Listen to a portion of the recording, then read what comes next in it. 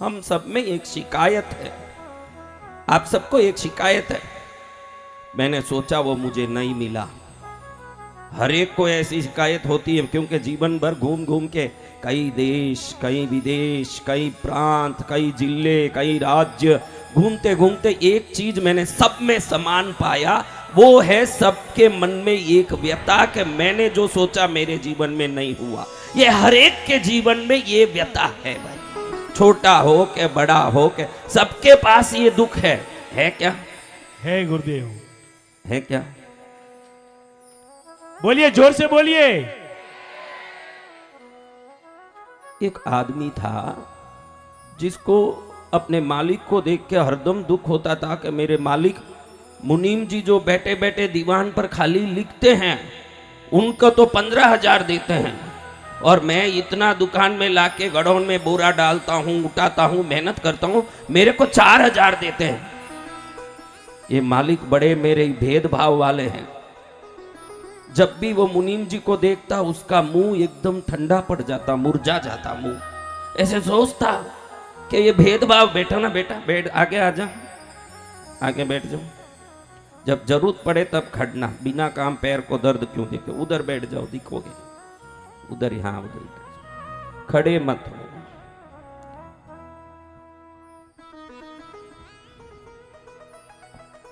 ये कुंवारे होते न खड़े रहते तो भी कोई आरते, कोई देख के कोई न कोई राजी होती। अब शादी हो गई, अब काई लिए खड़ के परेशान हो रहे हो? जो घड़ी घड़ी मुंह दिखाओगे तो जो तुम्हारी पत्नी है तुम्हारा मुंह देख के वो नाराज होगी, वो जो है वो भी जाएगी। नहीं आना तो दूर की बात। अरे ऐसे से क्या शादी किया, मैं जाऊं मेरे पीर। आदमियों को ज्यादा मुंह दिखाना ही नहीं चाहिए, क्योंकि अपना मुंह बराबर नहीं देखा इसीलिए तो उसने शादी किया है। अगर दिखा के बिगाड़ो काम, किस फायदे का?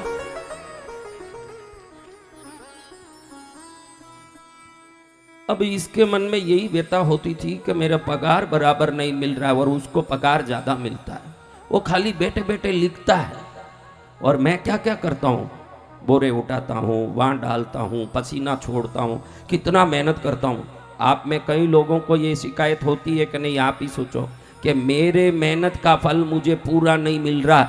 ये शिकायत हर आदमी को है, इसलिए ये दृष्टांत में बता रहा हूँ आज आपको। मालिक किसे कहते हैं? देखो, मालिक में नौकर में कोई फर्क नहीं। क्या मालिक के 2 नाक है क्या? नहीं। मालिक के 3 आंख है क्या? नहीं। मालिक के 4 कान है क्या? नहीं। फिर मालिक कौन? कौन मालिक बन सकता है? आप में कौन मालिक बनना चाहते हैं? हम सब गुरु भगवान। किस वस्तु को किस प्रकार कब उपयोग करें? देखो, मालिक के लिए शास्त्र में एक बात बताई, आज अच्छे से बताऊं। कौन मालिक हो सकता है? कौन कौन मालिक बनना चाहते हैं? आज से मैं जो बोलूं 4 बात जरूर अपने दिमाग में रखना। किसी काम को करो, क्या करो? काम को कम समय में उसको कर देना। जो दुनिया कर रही है उससे कम समय में उस काम को करना। क्या करना? कम समय में काम को पूरा करना। ताकि क्या होगा? प्रोडक्शन बढ़ेगा। अगर आप जितना चीज इस जीवन में कर रहे हो उसको कम समय में करोगे तो ज्यादा कर पाओगे। कम समय में करना, कम खर्च में करना। दूसरा पॉइंट क्या है? कम खर्च में करना। हाँ, जो काम करो दुनिया जितने खर्च में कर रही है उससे कम में करोगे, मुनाफा बढ़ता जाएगा, मालिक बनोगे। कम समय में करना, कम खर्च में करना, कम मेहनत में करना। तीसरी पॉइंट क्या है? कम मेहनत में करना। हाँ, मेहनत कम लगना लेकिन वो काम हो जाना, ये पहले सोचना। देखो, पहले जमाने में कुल्हाड़ी मारने वाले की तारीफ होती थी कि भाई बेचारा इतना कुल्हाड़ी मार के लकड़ी तोड़ रहा है। लेकिन आप ही सोचो, खाली कुल्हाड़ी मार के लकड़ी तोड़ता ही रहेगा तो पसीना छोड़ देगा। क्यों बताओ? बोलो, बताओ। आपको बुद्धि में ही नहीं आ रही, आप कभी सोचे नहीं हो। खाली कुल्हाड़ी मारते रहोगे तो उसका धार खत्म हो जाएगा, तो मेहनत ज्यादा लगेगा न, लकड़ियां कम कटेगी। तो आज का ये टेक्निक का जमाना कहता है कि कुल्हाड़ी कितना मारता है उससे ज्यादा धार कितना है, इसका ध्यान रख। जय जय गुरुदेव। हाँ, जय जय। जब धार कितना है ये ध्यान रखेगा तो तेरे मसल बल कम पड़ेगा। मैंने कहा तीसरी बात, मेहनत कम होना, काम ज्यादा होना। मेहनत कैसे कम होगा? जब धार तीक्ष्ण होगा, कुल्हाड़ी कम मारोगे तो भी अच्छे से कट जाएगा। तुम खाली कुल्हाड़ी मारने में ही लगे रहोगे, तुम सोचते हो कि कितनी कुल्हाड़ी मारी, कितनी कुल्हाड़ी मारी मालिक ये नहीं देखता, कैसी कुल्हाड़ी मारी ये देखता है मालिक। जय हो। नौकर देखता है कि कितनी कुल्हाड़ी मारी, मालिक देखता है कितना माल, कैसी कुल्हाड़ी मारी। समझो ना, कम समय में काम करो, कम मेहनत में काम करो, कम खर्च में काम करो, कम आदमियों में करके दिखाओ। ये चार अगर आप में हो गया तो आपको मालिक बनाने से कोई रोक नहीं सकता, और मालिक बनेगा। बाकी खाली मजदूर की तरह लपकड़ता रहता है वो नौकर ही बनेगा। किसी को मालिक बनना हो तो मेरा काम कम खर्च में, कम मेहनत में, कम लोगों में, कम समय में कैसे हो सकता है। पढ़ने में भी कम मेहनत में कैसे पढ़ूं। देखो आजकल बच्चों को माँ मार मार के पढ़ाती है। इसमें कौन कौन बच्चों को पढ़ाने में लगी रहती है? वो सब हाथ ऊंचा करो। अध्यापिका। हाँ, ये कुल्हाड़ी मारने जैसा ही है पढ़ाई भी। खाली उसी में लगा रहेगा तो दिमाग उसमें लग लग के कमजोर पड़ेगा। बच्चों को प्राणायाम सिखाना चाहिए। बराबर प्राणायाम करके फिर पढ़ने बैठेंगे, दिमाग में ऑक्सीजन की मात्रा अधिक जाएगी। थोड़ा पढ़ेगा तो अच्छे से याद रखेगा, वरना बहुत पढ़ के भी एग्जाम में जाके भूल जाते बच्चे। इसका कारण पढ़ाई काम नहीं करता, पढ़ाई का तरीका काम करता। मालिक वही बनेगा जो तरीका जानता है। क्या जानता है? तरीका। हाँ, हम तो तरी बिचाने जानते हैं महाराज, तरीका कहाँ जानता है। तो मालिक वही है जो समझदार है। मालिक ने समझ लिया कि मेरा नौकर बहुत नाराज हो रहा है कि मेरा पगार कम है और मुनीम जी का पगार ज्यादा है, ऐसे ये नाराज हो रहा है। मालिक को मालूम पड़ गया। इसको रास्ता दिखाने के लिए, इसको शिक्षा देने के लिए मालिक ने एक काम किया। एक दिन एक बैल की गाड़ी जा रही थी उधर, उस गाड़ी को दिखा के इस नौकर को जो बोरा उठाता उसको बोला, एक गाड़ी क्या है देख क्या। अब हम यहाँ बैठे हैं, गाड़ी वहां रोड में जा रही है, जाके आने में समय तो लगेगा ना। जी तो वहां दौड़ के आया, वापस आके बोला बैलगाड़ी है मालिक। इन्होंने माथा फोड़ के बोला, अरे बैलगाड़ी है, उसमें क्या है ये देख क्या, मैंने ये पूछा। तो वापस दौड़ा, क्या गाड़ी वहीं खड़ी है? नहीं, चली ये गई। जब तक जाए, जब तक तो वो कहीं आगे गई तो वहां तक दौड़ा, पसीना करते करते। गेहूं के बोरे हैं मारा मालिक, गेहूं के बोरे। अरे कितने बोरे हैं पूछा, वापस दौड़े। अब जब तक तो वो गाड़ी चली गई। अब वहां तक दौड़े, आगे वापस आके के 40 बोरे हैं। अरे बेचने के हैं कि खरीदने के हैं पूछा। वापस दौड़े, वापस आया, भाव पूछा क्या, वापस।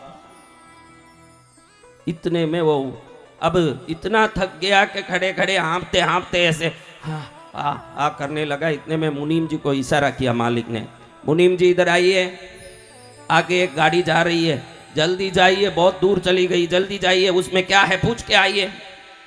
ऐसे ही मुनीम गया, वापस आया। वो भी बहुत दूर गई थी गाड़ी, तो आ गया। आते ही ये हाँफता हाँफता नौकर खड़ा ही है उसके सामने। मुनीम आके मालिक के सामने कह रहे हैं, मालिक बैलगाड़ी जा रही है, बैलगाड़ी में गेहूं के बोरे हैं, 40 बोरे हैं, 40 पंजाब के गेहूं हैं, बेचने के गेहूं हैं, खरीदने से अपने को मुनाफा भी है, हर प्रकार से फायदा भी होगा, क्योंकि ये बाजार में ले जाके बेचेगा तो बाजार पहुंचने का खर्च भी मिला के बेचेगा, यही खरीद लेंगे तो वो खर्च भी हमको कम पड़ेगा। इसमें मैंने वही हिसाब लगा लिया मालिक, कुल मिला के अपन बेचेंगे 1700 रुपया अपने को मुनाफा होगा, ऐसे बोल। जय हो। अब ये नौकर मुंह फाड़ के देखता ही रह गया। मैं घड़ी घड़ी गया, कभी तो बैलगाड़ी बोलता हूँ न कभी कितने बोरे है बोलता हूँ। मालिक जो पूछे उसका भी मैं जवाब नहीं दे सका न, मालिक ने कुछ ही नहीं बोला न, मुनीम खुद ही सब समझदार बन के सब काम कर रहा है, तो इसको सही पगार है न, मेरा पगार मेरे हिसाब से सही है, ये समझ गया।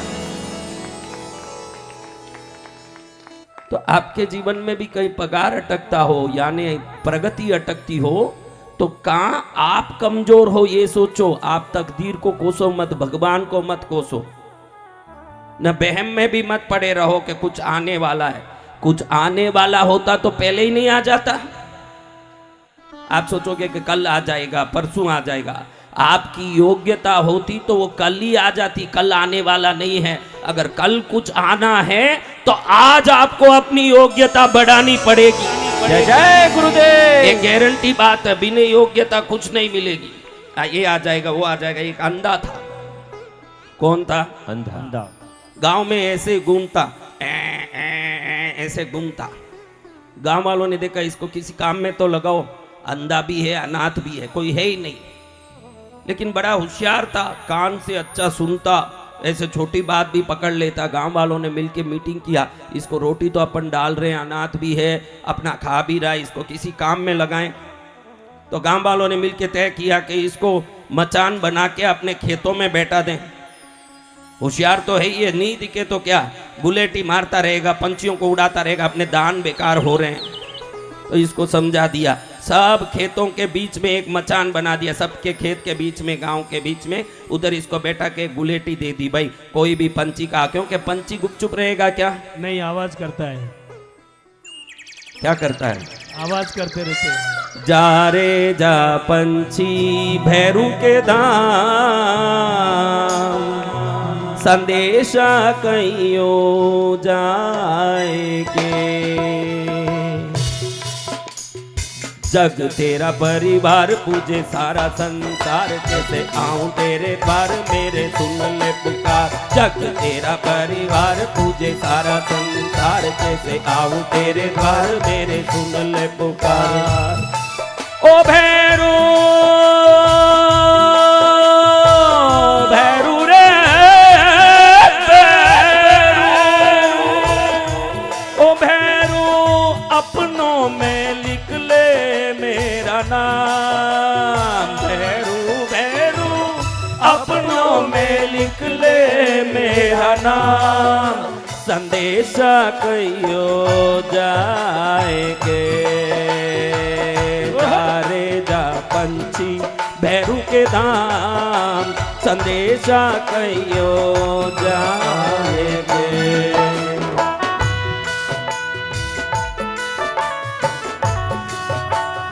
देखो, 5 रुपया दिए बगैर चॉकलेट मिलता है क्या?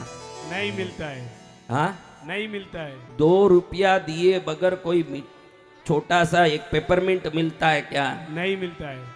तो बगैर भक्ति किए ताली बजाए कैसे आपको पुण्य मिलेगा? मुझे ये समझ नहीं पड़ रहा। कुछ दिए तो ही कुछ मिलेगा, ऐसे ही हाथ बांध के बैठे रहोगे? ये दोनों हाथ क्या नीचे पैंट के नीचे डालने के लिए है? ये हाथ है ईश्वर का नाम लेने। देखो, आप बोलो कि आप सोच रहे हो खाने के लिए हाथ है, डूंगा धोने के लिए हाथ है। अरे मूर्खों, बिना हाथ भैंस गाय भी खा रहे हैं, उनके क्या हाथ है? खाने धोने के लिए नहीं है, भजन करने के लिए भगवान ने हाथ दिया है। जय गुरुदेव। किस लिए दिया है? भगवान के भजन करने के लिए। मैंने सुना है भैरू त्रिभुवन को पाले, फिर क्यों ना आकर भैरू मुझको संभाले।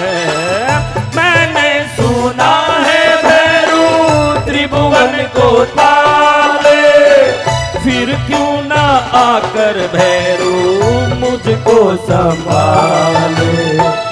जिनके घर भैरू जी हैं वो किस्मत वाले, मुझे भी आके भैरू गले से लगा ले। ओ भैरू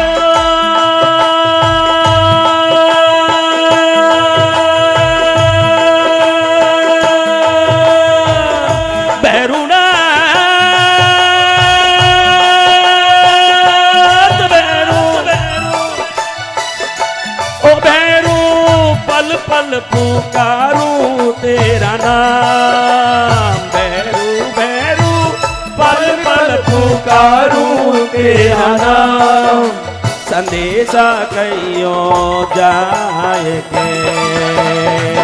जा रे जा पंछी भैरू के नाम, संदेशा कहियो जाए के। जग तेरा परिवार पूछे सारा संसार, कैसे आऊं तेरे द्वार मेरे सुन ले पुकार। जग तेरा परिवार पूछे सारा संसार, कैसे आऊं तेरे द्वार मेरे सुन ले पुकार। रक्तज्वाल जटाधरं सुविमलं रक्तांग तेजोमयं, धृत्वा शूलकपालपाशडमरुं लोकस्य रक्षाकरं। निर्वाणं सुनवागनं त्रिनयनं आनन्दकोलागलं।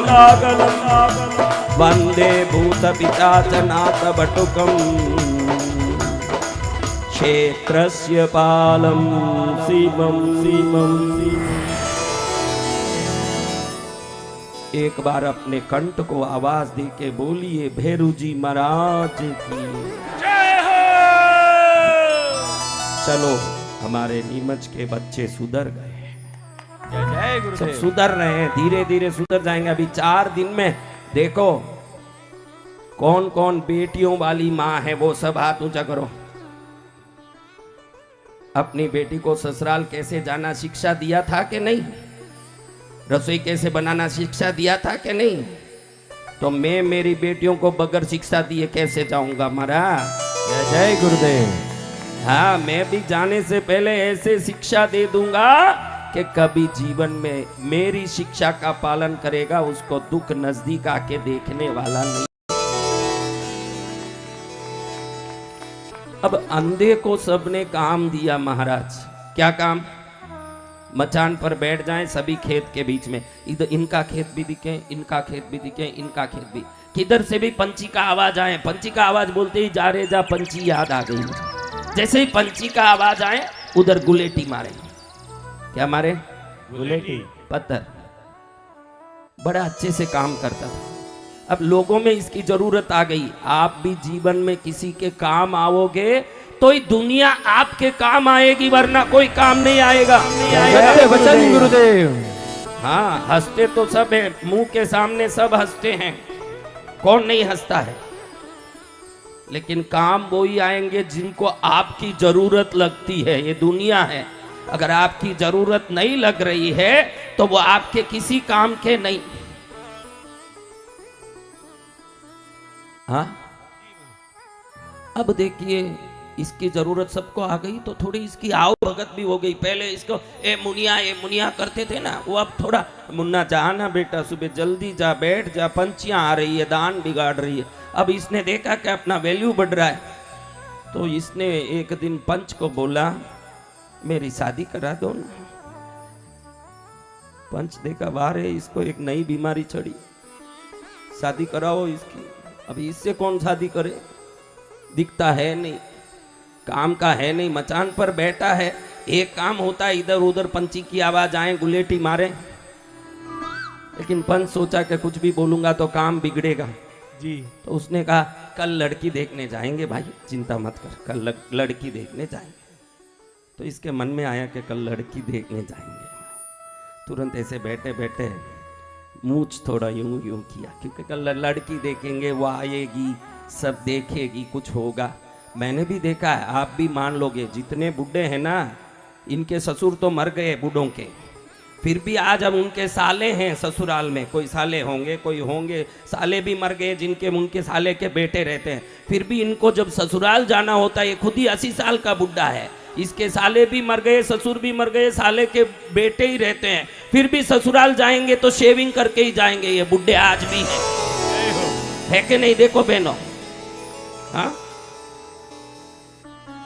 मन में ये आस लगी है, मन में ये आस लगी है, इसी से संसार चलता है, यही सब आसों में संसार चलता है। जिस दिन ये सब छोटी मोटी तृष्णा छोड़ दोगे, बसंत विजय बन जाओगे। बहुत सरल बात। सदगुरु ये भगवान तृष्णा छूट की जाए, आत्मा शुद्ध हो जाती है। तृष्णा ही आपको संसार में पकड़ के रखती है, लपेट के रखती है। संसार में क्या लपेटती है आपको? यही छोटी मोटी बातें, मेरे ससुर जी न, मेरे साले जी न, मेरी औरत न, मेरा परिवार न, यही तो फंसा के बैठा है आपको। और क्या फंसाता है? मेरा ऐसा कुछ है ही नहीं, तो कोई फंसा ही नहीं सकता। देखो शांति है।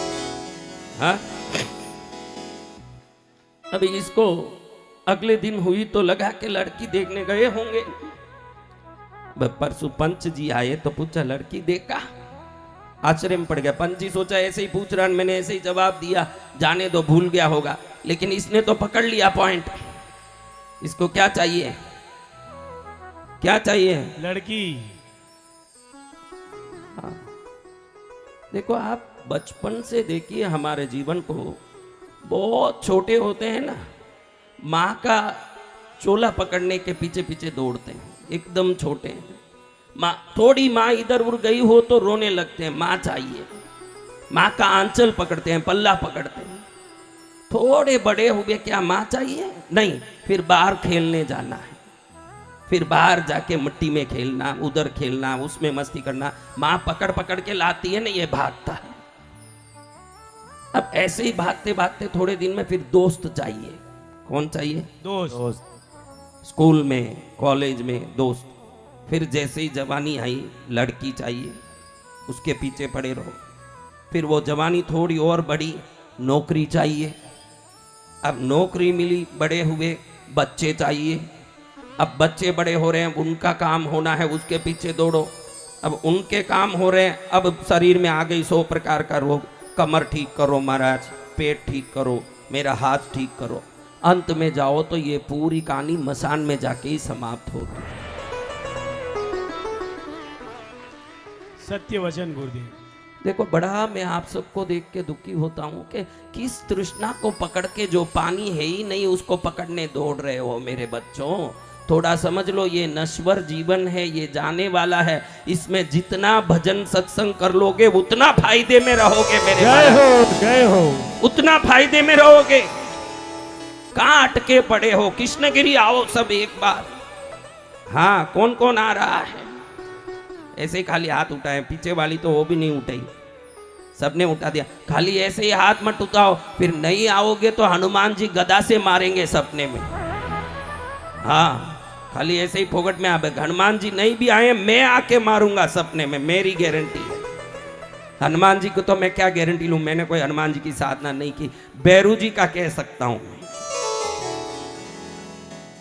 तो महाराज अब अगले दिन हुई, इसका मुंह छोटा पड़ गया। ये लोग मुझे फुसलाते हैं, लड़की तो देखते नहीं, मेरे से काम लेते हैं। उस दिन पंछियां चिक चिक कर रही थी, लेकिन इसने कुछ गुलेटी मारी नहीं।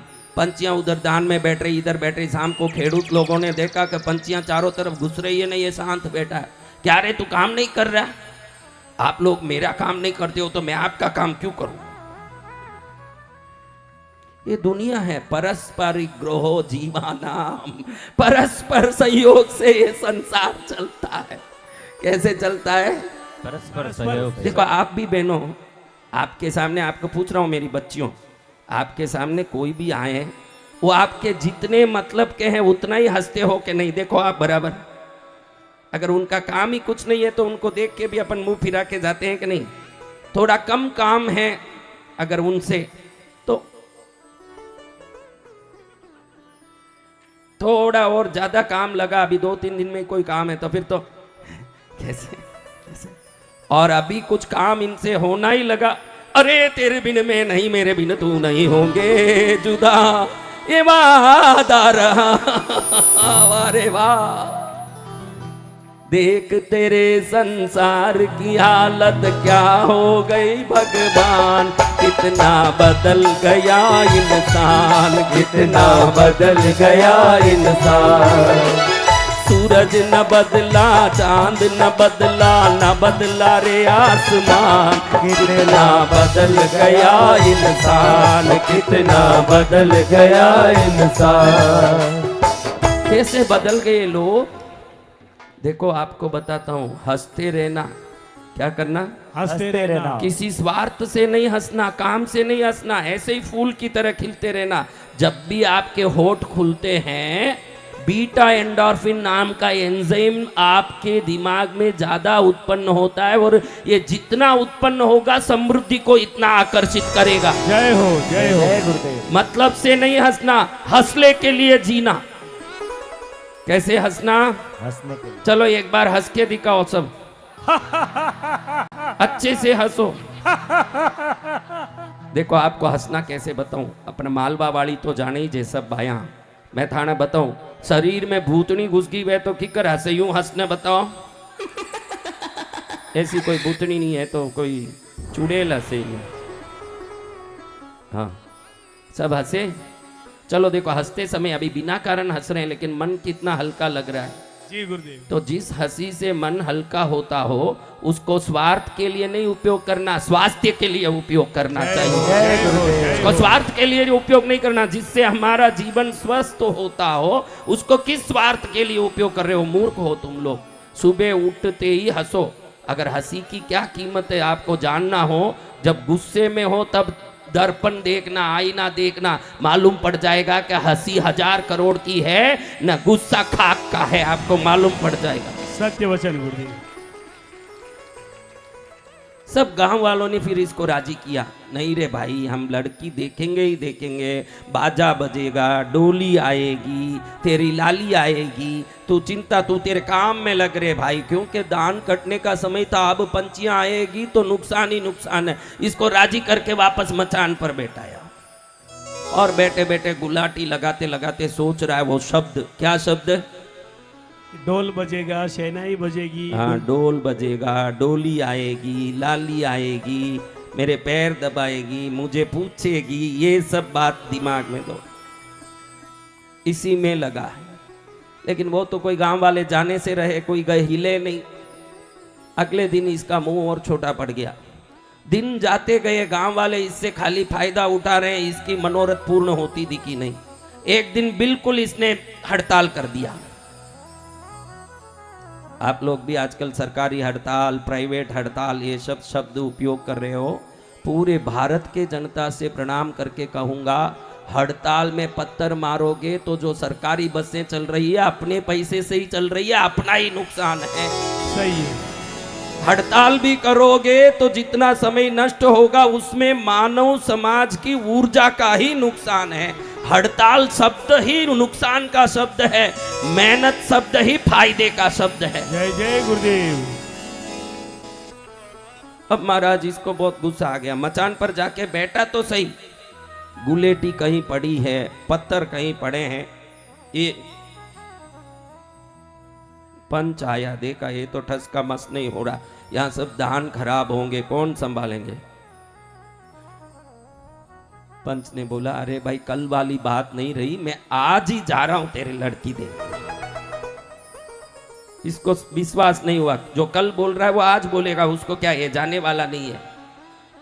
थानी लुगैरी सोगन खाओ। अब पंच अटक गया गले में कि इसको तो सोगन नहीं खाओ तो ये काम नहीं करेगा, सोगन खाना पड़ेगा। पंच ने कहा थारी सोगन? अरे मारी सोगन नहीं, थानी लुगैरी सोगन खाओ। मारी सोगन खाओ, मैं मरूं तो थाना कहीं फर्क पड़े, थानी लुगैरी सोगन खाओ। अरे ठीक है भाई मारी लुगैरी सोगन, थारे आज मैं छोरी देखने जा ही रही हूं। खुश हो गया, आज तो पक्का मेरे लिए कुछ हो रहा है। तो अब वो बैठ के सोचने लगा कि कैसे डोल बजेगा, हाँ कितना डोल वाले होंगे, कैसे आएगा डोल, डोली में वो बैठ के कैसे आएगी, पूरा घूंघट निकाल के आएगी कि पल्ला काट के आएगी कि कैसे उतरेगी, ये सब सोचा। फिर होगा फेरा, ये उसको याद आया फेरे के मंडप में। अब उसको एकदम मचानी फेरे का मंडप जैसे याद आ गया। जैसे ये ऐसे ही बैठा था, उसको लगा ऐसे ही तो वो पास में बैठेगी। उसको वो सब विचार आया कि वो पास में बैठेगी तो ऐसे थोड़ी बैठेगी, नहीं नहीं आएगी, शर्माएगी, और वो शर्मा के दूर दूर बैठेगी, मैं बिल्कुल नज़दीक जाऊंगा और नज़दीक जाऊंगा। ऐसे सोचते सोचते यूं मचान के धीरे धीरे सरकते सरकते गया। यानी वो शर्म के मारे सरक रही है और उसको पकड़ने ये सरक रहा। ऐसे भाव करके धीरे धीरे खुद ही मन में, नहीं मैं पकड़ूं थने, मैं पकड़ूं थने, ऐसे कर करके दौड़ा, धीरा धीरा सरका। ऐसे सरका के सीधा ऊपर 15 फुट ऊपर के मचान से नीचे गिरा। अंधा तो था ही, लंगड़ा भी हो गया।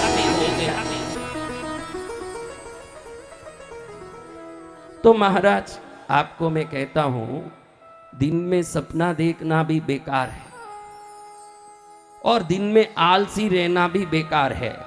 ईश्वर का भजन, वो ईश्वर हैं इसलिए कीजिए, हमको धरती में भेजें इसलिए कीजिए। मेहनत आप अपना कीजिए और जीवन को सफल कीजिए। जय जय गुरुदेव।